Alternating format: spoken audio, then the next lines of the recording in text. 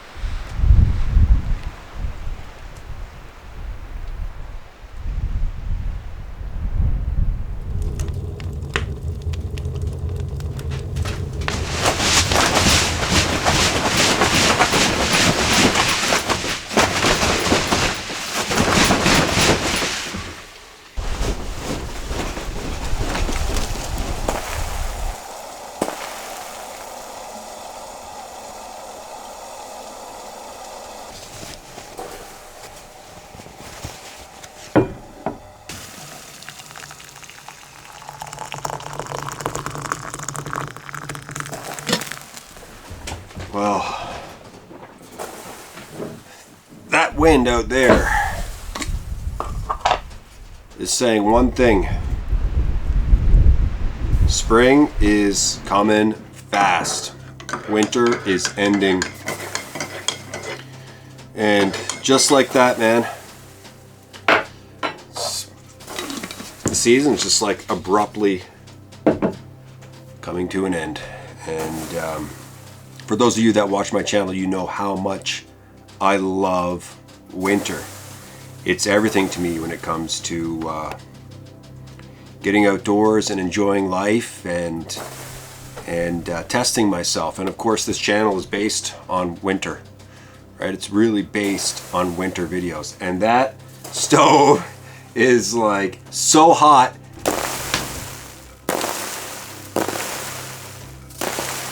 that any of the snow dripping from above the stovepipe hitting that stove, when it touches it, it's like it's instantly gone. This year I spent the least amount of time at this tent compared to any other year since I've been coming out to this location. So you're looking at 5 or 6 years coming out to this location. There was a tent here before this, what I like to call the tent shack, because it's kind of like a shack with a tent over top of it. Before that, for a couple of years, I just had a tent up with a steel frame, and always in the same location. I think my first winter was 2016 or 17, so I'm looking at 6-7 years minimum coming out here. And yeah, this year I came out maybe like 5 times to this spot, and that's because the cabin is overtaking my heart a little bit. Like, I love this tent. I love this tent. It has so much meaning, and it's like, it's my peaceful little private place. And every time I come out here, I just go, man, I'm so lucky to have this little spot. It doesn't, you know, it's not much, but it's everything, right? And it's wonderful. But I'm limited in what I can do at the tent. And so I need to talk to you about that a little bit. When I come to the tent, because it's so well established, you know, being what it is, it's a spot for me to come and just be alone and cook food and spend a little bit of time in the woods and just take in like the windy, stormy, snowy, cold weather. And sometimes in late spring or early fall, I'll come out here when it's really wet, and I love that too. And I get warm by the stove, and you know, it's a bit of a challenge, and I love it. I do. I love it. But it's like, what else can I do out here? I don't lease this land, right? I'm on this land in hopes of getting a lease, and it's a non-permanent structure. This tent is a non-permanent structure, and the people who are in power know that I'm here, and for the most part, they're leaving me alone. They know that I'm a steward of the land, and that you know, I'm not doing anything out of the ordinary, and I just come out here and I enjoy myself, and I keep it clean. And so as I sit here and wait for a lease to be approved, hopefully, there's nothing I can really do, right? Except for have these wonderful moments where I can just come out and go, oh, this is a special place. And I really try to show you guys how special this place is each and every time I come here. With the cabin, there's a lot more that I can do. There's rules, but I have a lease there, right? I have a lease, and I do need to get approved to do little projects on the land. But when it comes to the structure itself, within the structure, I'm pretty much free to work the inside of that cabin any way I see fit. So there's lots to do. I have lots of dreams for that place. I have visions, right, about how I want it to be. And it keeps me active, and it keeps my mind going, and it keeps me busy, and it is awesome. Now, like I said, with the leased land, I still have to put in an application to build onto my cabin and make it bigger. And so there's a waiting game with that. If I want to build a shed, I need approval for the shed. I don't own the land, I lease it. Pretty much nobody up here that has a cabin owns that land, right? You lease it. That's the best you can do. That's the best you can do up here. You can get a lease for 5 years and keep renewing it, which is what I do. Or you can get a lease for 30 years. A 30-year lease is like winning the lottery. In fact, they have lotteries for 30-year leases. And they haven't had one in a long time. But when they do have cabin lotteries, and so essentially it's put your name in. If we pull your name out of a hat, you qualify to get a 30-year lease, and you can put a cabin in certain areas. And people line up, man, because it's not easy where I am. It's really not easy. And if you get a lease, like you are considered lucky. You are. And so we bought the cabin, and the lease had to be transferred to us. And so we had to do all the paperwork for that. And it turned out to be a wonderful acquisition for myself and Crystal. And I'm loving it out there.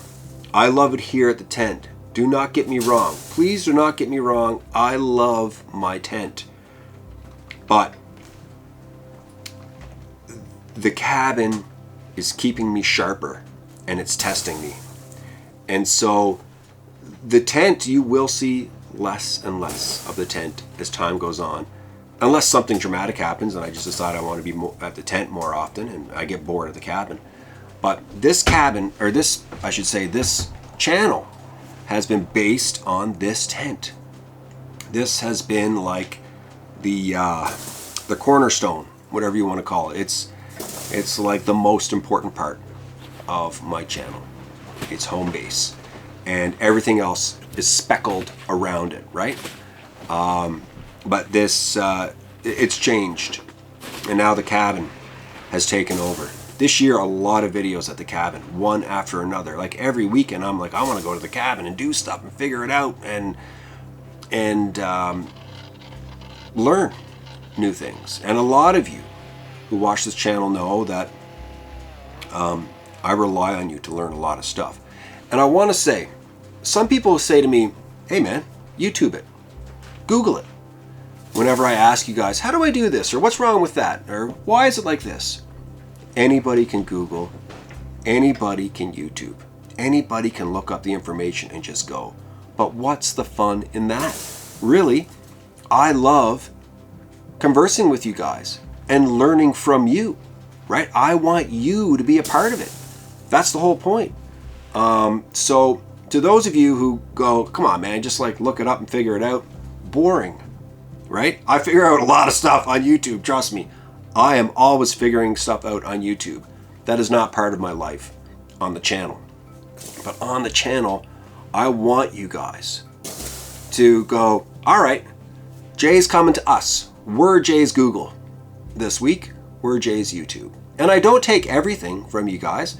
Some suggestions I go, that's pretty awesome, but it never equates to anything. Others I go, I'm going to apply that right away. So sometimes, you know, every once in a while, you might see me do something and I might go, thanks to that person who told me, you know, to do this. And you can think to yourself, I was the one who helped him. Not YouTube, not Google. People helping each other. And so I love that. And it's really fun for me. It's really fun out there. And I have friends reaching out to me, people reaching out to me privately. I'm always talking to Jerry, and he's like, oh, you got to do this, you got to do that, you got to try this. And it's just like constant learning and constant fun. And that's why the cabin is winning right now. And I feel like there's a couple of years of really good projects at the cabin that I can safely do on a piece of land that I have leased. And it will fulfill me, right? And it will also fill this channel with great stuff. And so I'm not saying goodbye to this tent. It's a very special part of my life, and it's a very special part of my YouTube channel. And so I know when winter starts to creep in and I come out here,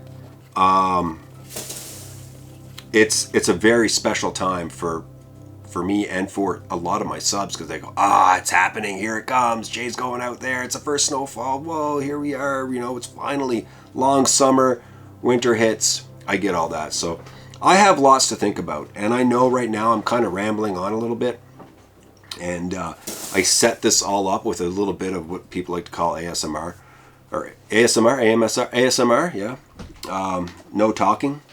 And I just wanted you guys to like breathe in the cabin a little bit before I sat down and chatted with you about what I'm thinking about, and just wanted to let you guys know that I always appreciate the help that you guys give me.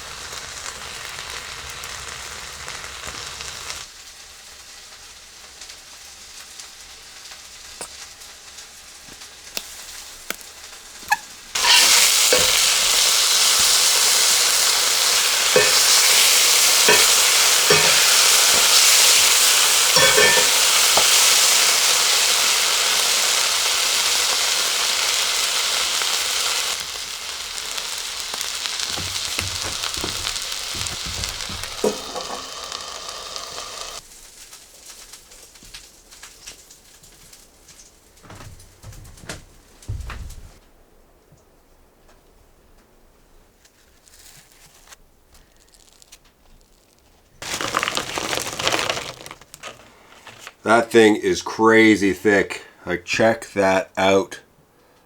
Wow. Phenomenal, man. Phenomenal.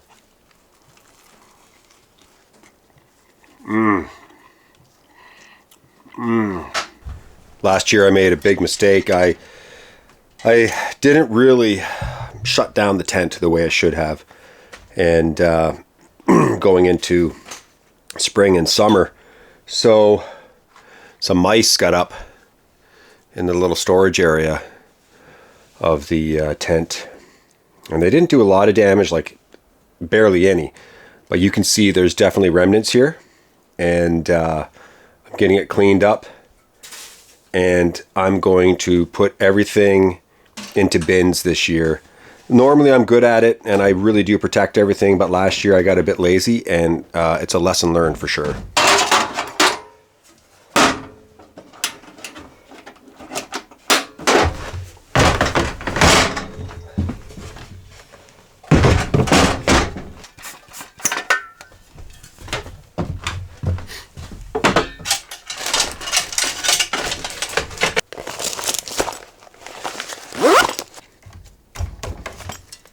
You guys want to see the coolest license plate in the world?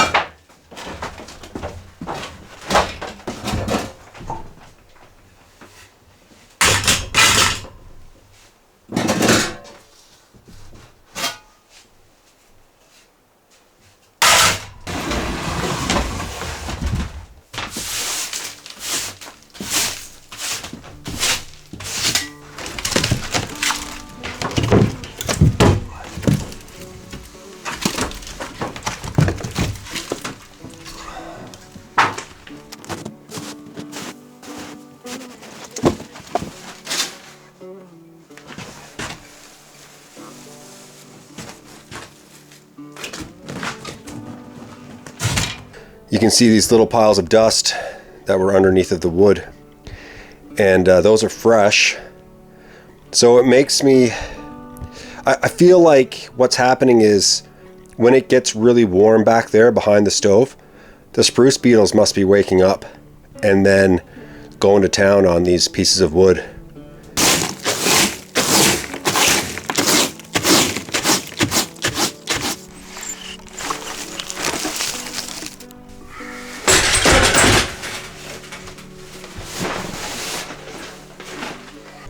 As you guys can see, the creosote buildup is not that bad in this chimney. It's really thin, and that's, you know, a lot of fires.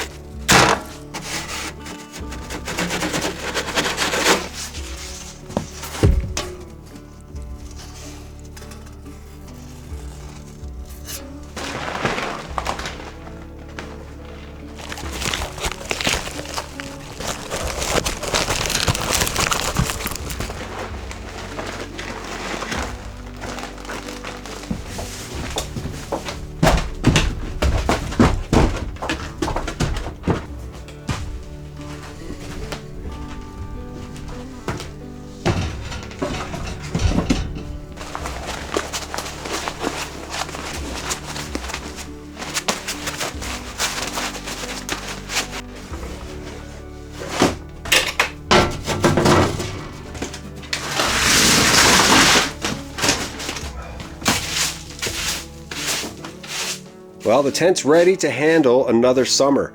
I do have to change the fly on top of the tent. It's damaged, it's gotten weak over the years. It's completely exposed. It's been up for 5 years straight, pretty much, that fly, taking a beating. It's very thick and durable, so I'll have to get a new one and replace it. But yeah, tent's ready to go. And I am hoping that I'll be able to hike out here before everything is melted. I want to be able to walk out. I can't see myself snowmobiling out, but if I do, bonus video. Thanks so much for watching. I'll be back really soon.